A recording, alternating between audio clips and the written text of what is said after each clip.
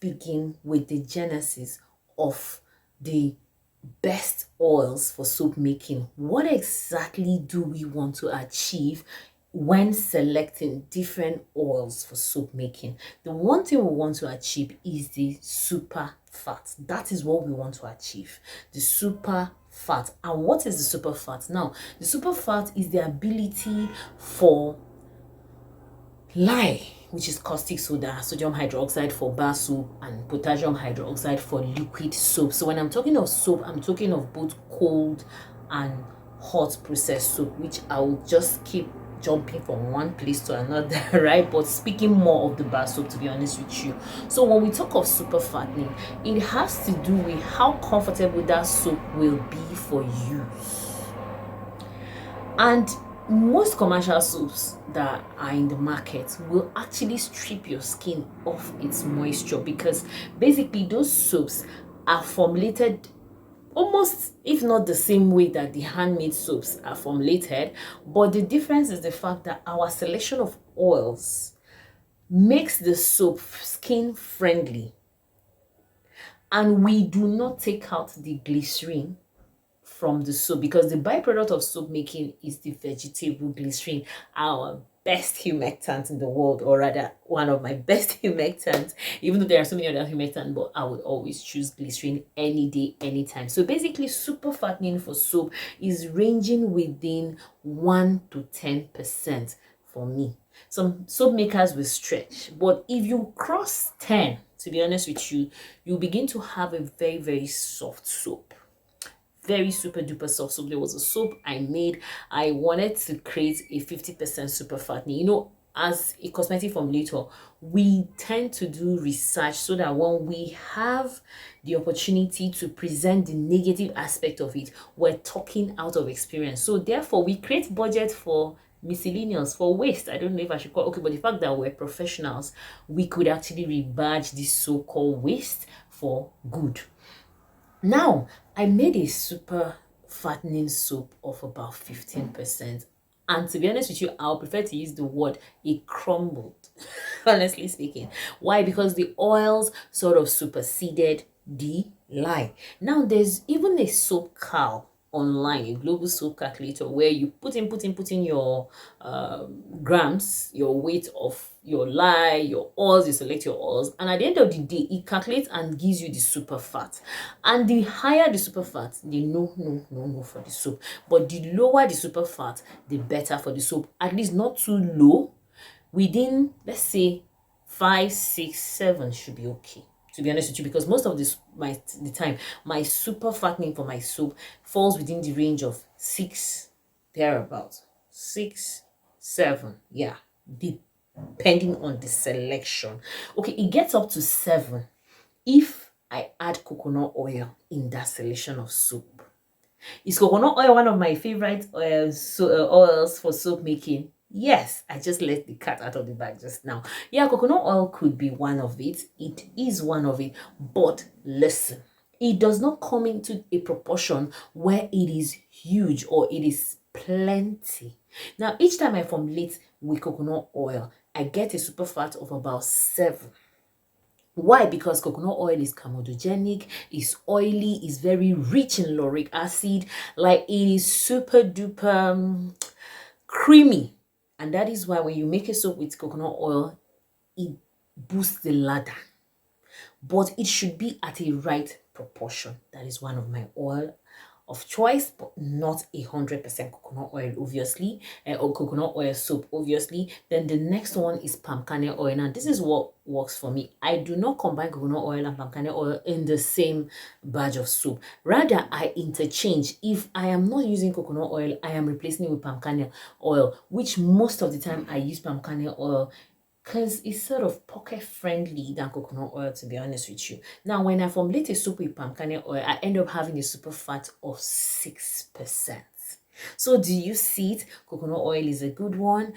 Palm kernel oil is equally a good one. Do I formulate soaps with 100% coconut oil? No. Do I formulate soaps with 100% palm kernel oil? No. It's in the proper mixture. And palm kernel oil and coconut oil, they fall in the category of hard oils of choice. So when you ask me of my hard oils of choice, the coconut oil and the palm kernel oil are my hard oils of choice. Then coming to the conditioning oils of choice, I have shea butter, I have cocoa butter, I have palm oil.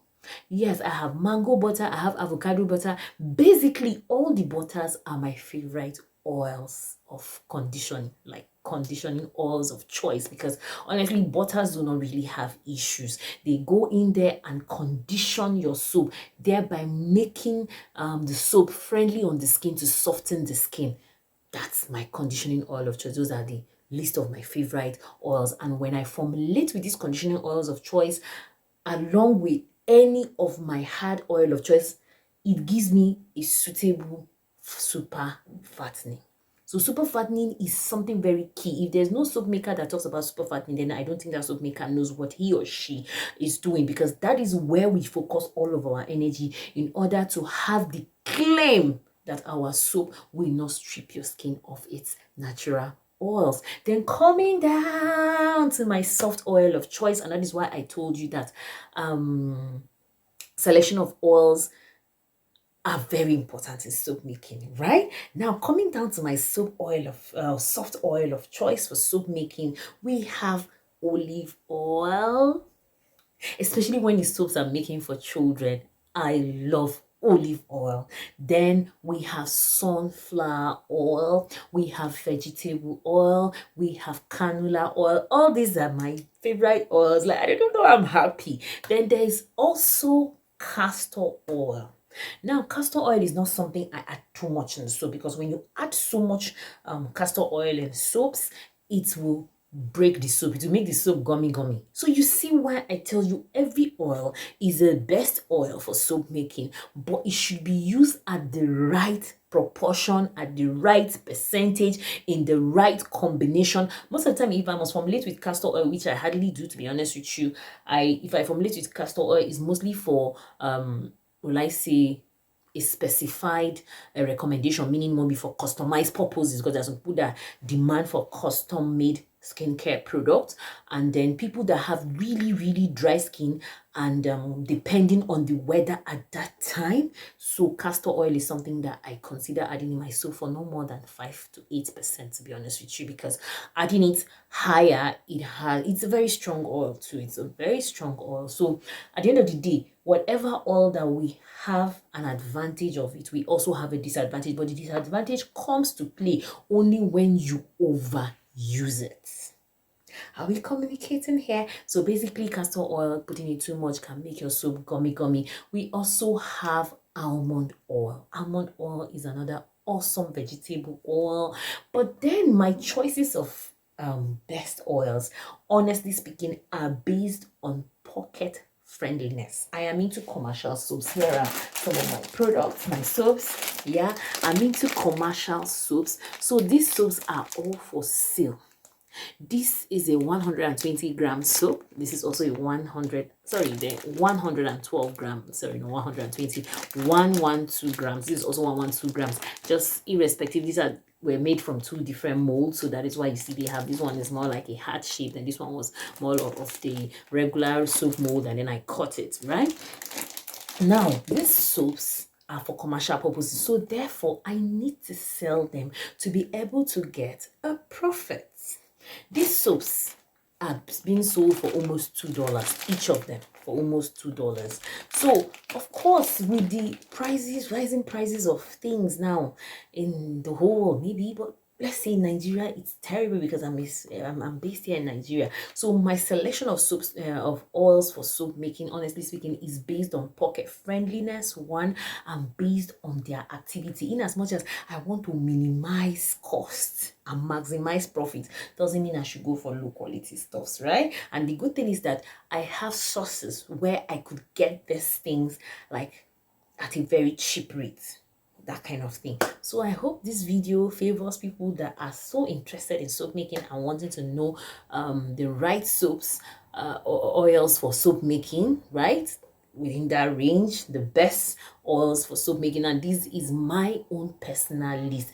Did I add that for liquid soaps, that's mostly Castor soaps, is advisable for you to have a 3% super fattening. And no wonder most liquid soaps, Castor soaps to be more specific, hot press soaps, okay, to be more specific, they do have a lot of oil in them, and that is because they have a lower super fat, and then it indulges in a lot of oils and humectant as well. So thank you so much. Hope to see you in another video, and bye.